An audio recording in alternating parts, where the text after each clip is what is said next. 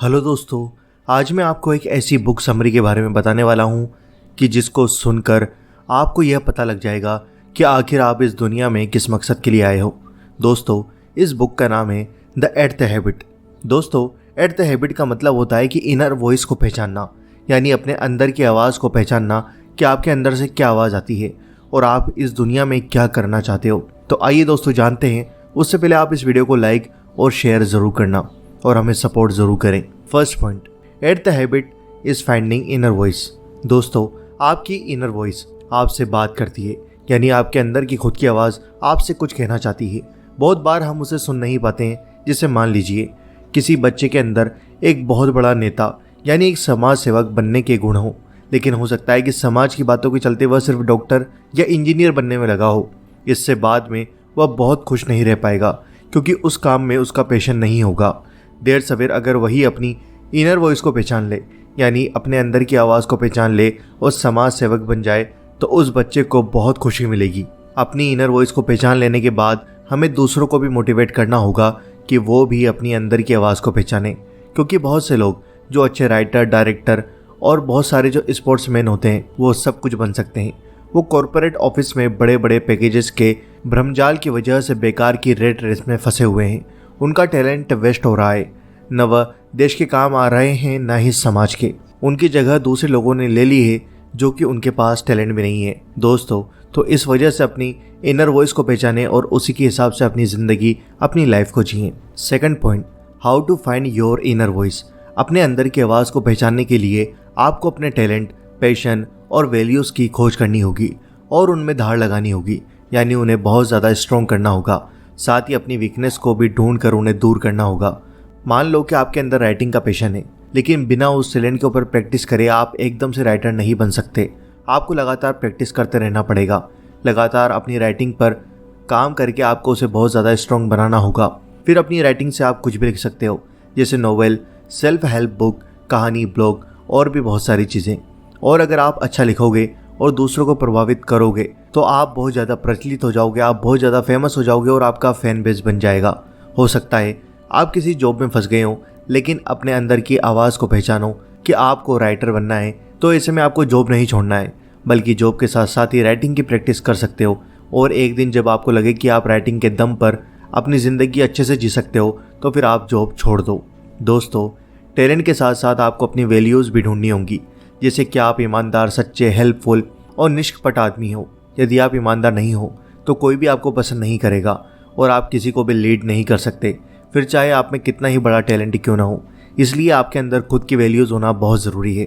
इन सब के साथ साथ आपको अपनी वीकनेस भी खोजनी होगी, जिसे अगर आप अच्छी तरीके से बोल नहीं पाते हो और आप पॉलिटिक्स में जाना चाहते हो, तो सबसे पहले आपको अपनी वीकनेस को दूर करना होगा। आप सबसे पहले बंद कमरे में शीशे के आगे बोलना शुरू कर सकते हैं। आप डेली 10 मिनट किसी भी टॉपिक पर बोलना शुरू करें। शुरू में हो सकता है आपको यह मुश्किल लगे, पर धीरे धीरे यह आपकी आदत बनती जाएगी। इसके बाद आप अपने 1-2 दोस्तों के सामने बोलना शुरू करें। उसके बाद आप एक भीड़ को भी संबोधित कर सकते हैं।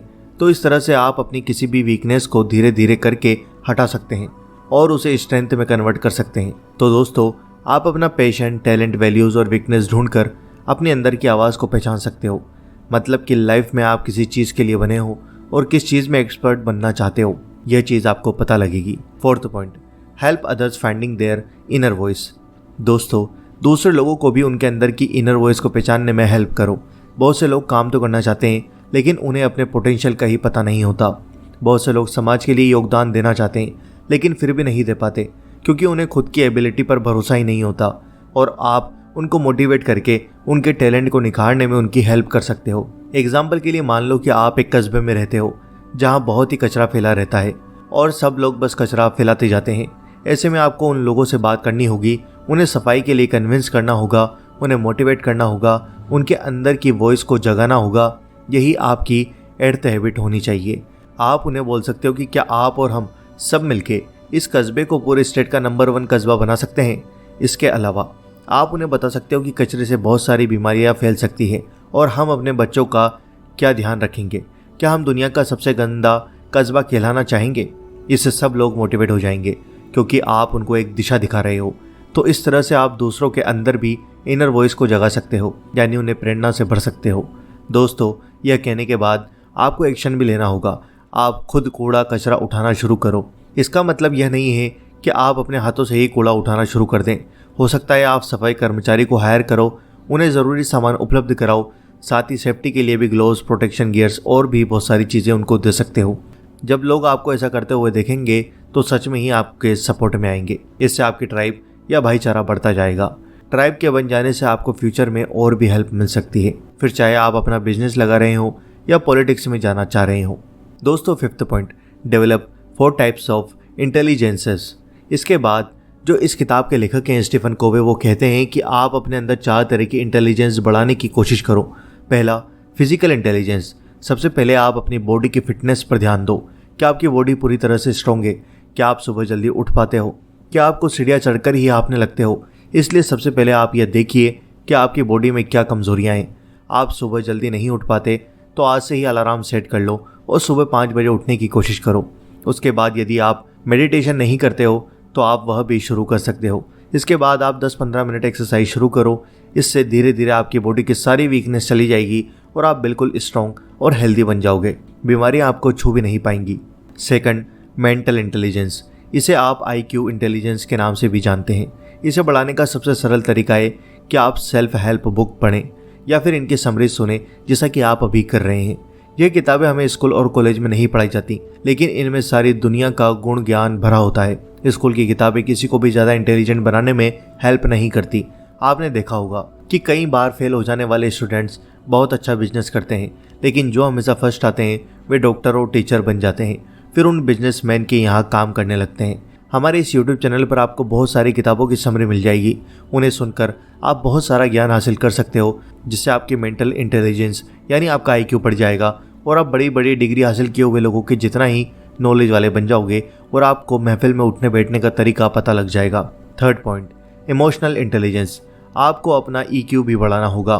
कोई मुसीबत आने पर भी आपको बहुत ज़्यादा दुख और डिप्रेशन में नहीं जाना चाहिए, बल्कि हिम्मत और हौसला रखकर फिर से बाउंस बैक करना चाहिए।